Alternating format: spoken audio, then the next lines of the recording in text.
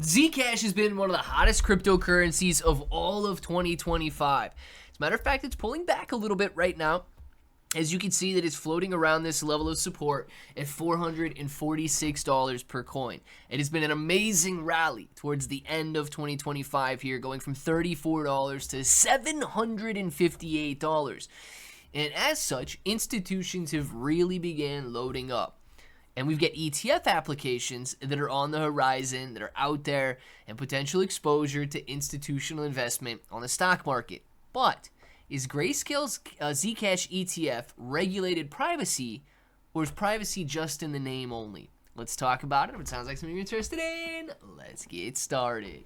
What's up, everybody? I'm Clay, bro, and I'm going to be jumping into this article in a second here, but I do want to say thank you guys for watching the video. Nothing in this video is content that promises guaranteed returns. It does not talk about investment guarantees, investment returns, anything like that, and it does not promote getting rich quick. What it is a simple discussion about the latest cryptocurrency news and the latest that is happening in the cryptocurrency world. We're going to be talking about Zcash in this video, and we're going to be talking about the ETF from Grayscale.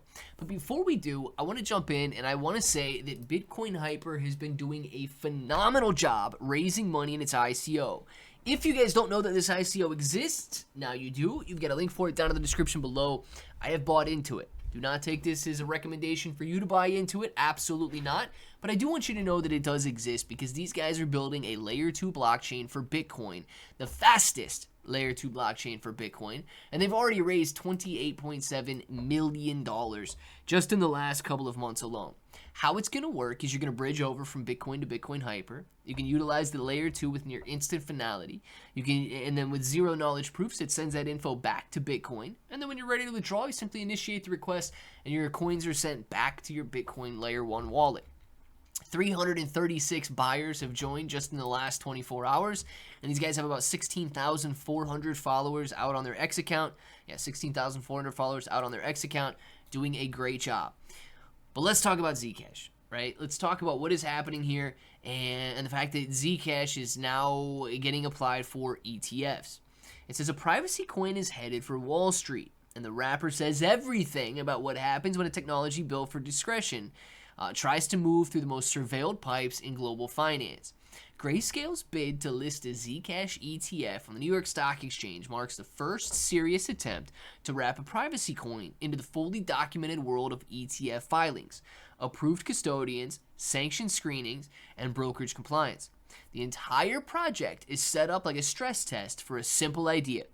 Can regulated privacy exist, or does the regulation part smother the privacy part?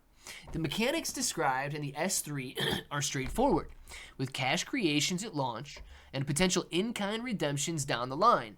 But the cultural and technological baggage Zcash carries is anything but.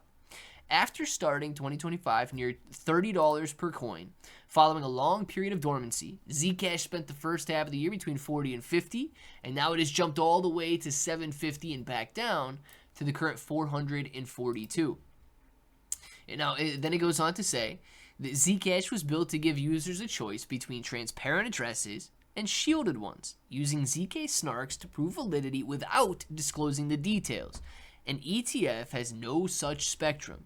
It has administrators, custodians, AP desks, and regulated venues. And because nothing in the ETF world moves without a verified identity attached, the first Zcash ETF could operate in a universe where everything is compliant, everything is screened, and none of that tells you much about privacy that the originally made Zcash matter. The tension comes from how the ETF is designed to function. Grayscale proposes cash creations from day one. This means that authorized participants send dollars, not Zcash, to the fund. The sponsor goes to the market, buys Zcash, and holds it in Coinbase custody. This setup bypasses the immediate problem of moving shielded coins through compliance desks because cash creations can't touch privacy features at all. It's a price exposure instrument wearing a privacy-themed label. And guys, even with that, right, if you're buying anything on the stock market, if you're buying anything through your broker, you're buying it with your social security number attached to it.